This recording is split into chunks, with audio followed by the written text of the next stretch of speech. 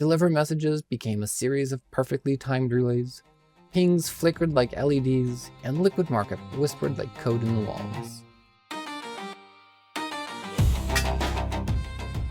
Today, we name another Forge character and peek behind the curtain.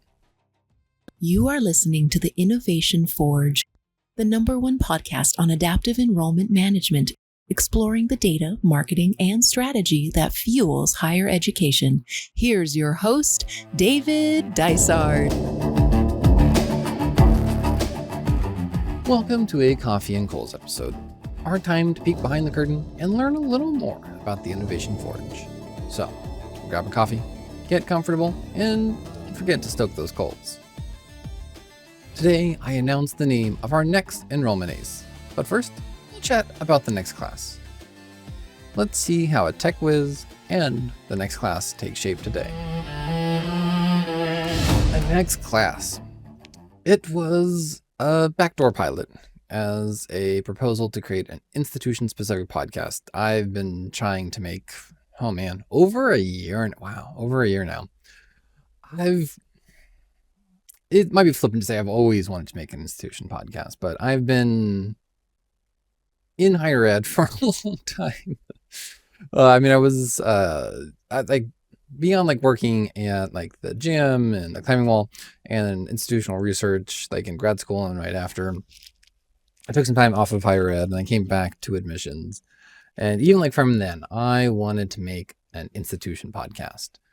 I was still fuzzy if I wanted it to focus on as a student resource or maybe for institution users, maybe both, alternating back and forth. As you can probably tell from my podcast, I am a little flighty with my content, so I'm not shocking probably to anyone that I wanted to do a lot with that podcast. And probably unsurprising that I myself am a big podcast fan. I've been listening for, almost a couple decades now, maybe a couple decades. When did podcasting start? I know I actually started my first podcast in 2008. So it's been just about 20 years, at least, of me listening to them. But now obviously I'm scratching that institution side podcast with the Innovation Forge. But I still feel like a student-centered podcast could be just such a huge fundamental and foundational help to students as a resource, as well as just be an excellent recruitment and affinity building piece for an institution. I feel like a lot of the projects that I come up with and I push do serve both of those pieces of this is affinity building, or this is just a resource for students, which then has the side benefit of being affinity building and just a boost for the institution, since people will come to our resources and kind of correlate our institution with a positive college search experience. But definitely that's a big piece of what I'm thinking for the institution side of the student side of the podcast, is this resource. And get to do all the same things of I definitely pitched a lot of the music albums that I've done, what is the admission one? One of the first ones I did was Subject to Admission, I think. Yeah, Subject to Admission, and then that's part one, and then there's the student side and the alumni side. But yeah, there's been a lot of these things and a lot of the kind of narrative persona journey stuff that I've pitched along with this podcast that I would be for an institution. Some of which I've done for the Innovation Forge, some of which I'm still holding out hope that maybe I can get this into an institution side podcast at some point. And we'll see. I did build out, so like I said, over a year ago was the initial pitch for this. So I built out the general podcast structure. What would an episode look like? What's very detailed. This is what the first season would do, the narrative arc, the features we'd focus on in detail, along with that kind of looser, longer narrative arc over a couple of seasons where this could go. Created album artwork, whole 9 yards. And also just the fact that so much of this content, so much of the video and audio content that we'd be pulling from faculty and students and staff could be repurposed outside of the podcast as just general marketing, recruitment, marcom, affinity building, YouTube stuff, video content. Like, I just seemed like a win-win, easy sell for content generation. And it's not like, oh, we need to get all this production up and going and focus on a couple of staff members every month. It's like, no, we can just bust all this content out. There's so much, especially for like Gen Z and Gen Alpha, for this, like, oh, we don't need this super polished material. We want something that feels authentic and human. Try getting that through branding standards, but yeah, just a real strong push. And it was looking good for a while there. I think we were just kind of pending presidential approval. Then there have been some zigzags in the last year. Still working on getting it into production. Some recent light at the end of the tunnel. So I figured I've created all of the resources, the materials, the scripts, the ideas, the season arcs. I wanted to actually create a backdoor pilot so that people would have something that they could listen to and see to get a feel of what I wanted to create. So with the general structure of the podcast that I was pitching, I created a fictional podcast for one of my fictional Innovation Forge schools, Portal Polytechnic. The actual podcast series itself is called The Next Class. It would rotate through the roster of fictional schools that I use, and the first one was called the Portalcast. And this all kind of really tried to strongly mirror what I was pitching at the institution side. Since it is the Innovation Forge, though, the focus is more on enrollment management edutainment and less as a student resource. It included a ton of voices from students and staff and faculty. I was definitely not going to be able to voice all those, so I used Speechify to create the voices. And I am very hopeful that service gets a better, a more robust quality throughout their voice roster. Like, I love their main voice that I do just when I'm putting something in Speechify for me to listen to, and for like novels and stuff. But a lot of the other voices don't necessarily hold up super well when you're giving them a script. And I've tried tinkering with the production studio version of it, where you give them like emotions and stuff like that, but it takes so long to build these kind of resources.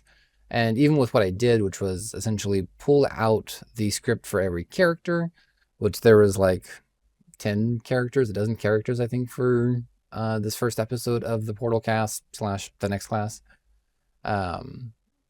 So I pulled out the script lines for each of those characters, had Speechify generate an audio file that was their entire script.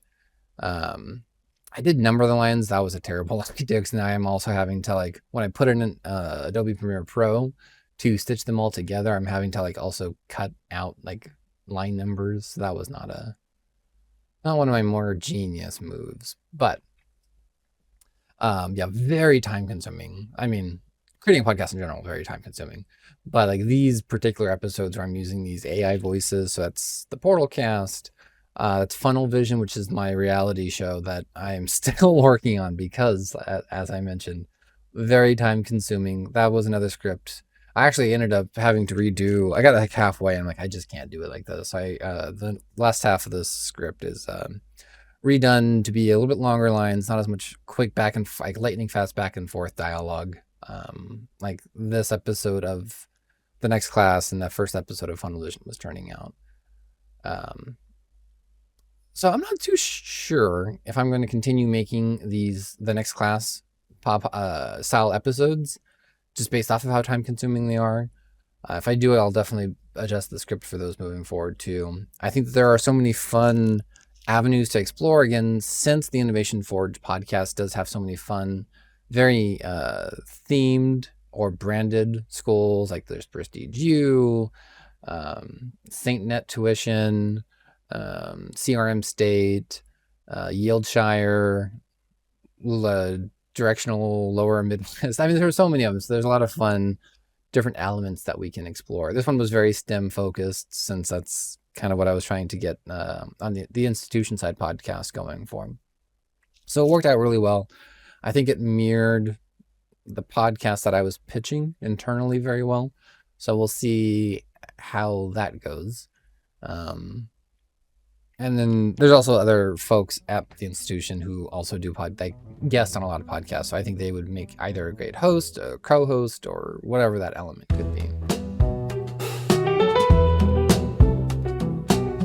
So now that we talked a bit about the next class, let's get into the enrollment aces. Long before dashboards glowed like city skylines, the tech whiz haunted the quiet hours of the admissions office, where untested exports and fragile conditional logic often crumbled at dawn. He began as a student worker, with a taste for tinkering. One evening, while cleaning up a particularly gnarly set of nightly imports, he discovered that configurable joins behaved like circuits waiting for a current. He rewired them until data flowed as smoothly as a closed electrical loop. Deliver messages became a series of perfectly timed relays. Pings flickered like LEDs, and liquid markup whispered like code in the walls. When the enrollment crunch hit, he transformed the CRM from a passive database into an engine of insight and automation. Now he can be found at every late-night deployment, eyes gleaming behind round glasses, fingers flying over the keys, as he can see the next upgrade before the release notes exist. Known for spinning up liquid markup solutions before the rest of the team finishes coffee, writing configurable joins so clean they practically debug themselves, automating deliver campaigns with the precision of a quartz clock, turning ping events into predictive triggers for yield and melt management, training others to fearlessly push run query button at 2 a.m. The nightly import is my midnight snack, is his motto. Also, code it once, watch it scale for 1,000 cycles is his other. So today I introduce to you the Tech Whiz, and his name is Edison Datason.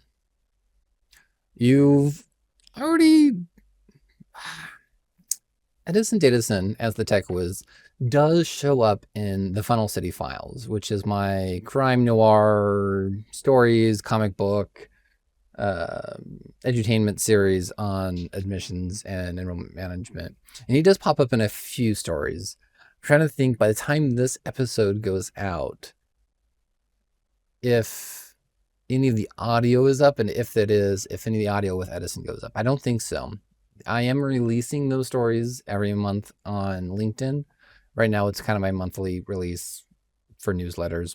And he's been in some of those already. So if you'd like to learn a little bit more about Edison Datason, that is, or it could be Datason, Edison, if we want to do the last name first. But yeah, go ahead and check out the Funnel City Files. I'm sure he'll show up in other pieces like Funnel Vision and other elements of the Innovation Forge. But that is it for today's Coffee and Coals. Thank you for joining me, and come back next month when we learn more about our next enrollment ace and just a bit more about the Innovation Forge. Let's forge something extraordinary together. If you enjoyed today's episode, please grow the guild by rating and reviewing the Innovation Forge podcast or sharing it with a colleague who needs to hear about these creative crossovers in education. The best review or comment every month will get an ebook of my book, of course. Particularly great ones will also be featured on future episodes. Thank you so much for joining me in the workshop today. Remember to strike true, and let's forge something extraordinary together.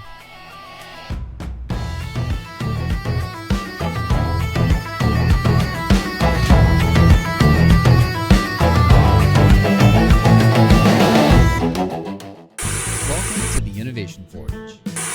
I don't remember falling asleep, but I must have. The notebook was on my desk this morning. I hadn't seen it in days. The elastic was still wrapped around it tight, like it was trying to hold something in. I went to open it, expecting the title, the one I gave it, the Fieldsmith's Register of Systems. That's not what it says now. The ink is different, not from my pen, not in my handwriting, but it's familiar. It says, the Fieldsmith's Register to the Eternal Stacks Eldraliths. I should be surprised, I should be horrified, but I'm not. I think I've always known. I just didn't have the shape of the knowing, not until now. That phrase, the eternal stack. It was scribbled in margins before I ever heard it. And Eldraliths, yes, of course, that's what they are. Not systems, not softwares, entities. Not installed, but invited. They don't run on servers. They become servers, nodes of power disguised as processes. The notebook, it's not even paper anymore. The pages shimmer, ever so slightly. Like something underneath is breathing. The ink rearranges itself when I blink too long, but it all makes sense now. That's the final cruelty. The last page is blank, waiting for me to write the final name. This episode is the offering, the rite before the silence. I will tell you what I know, everything, before the folds claim me, before the register closes itself. The Eldraliths are not rising. They have always been here. We just modeled them poorly. Let's begin.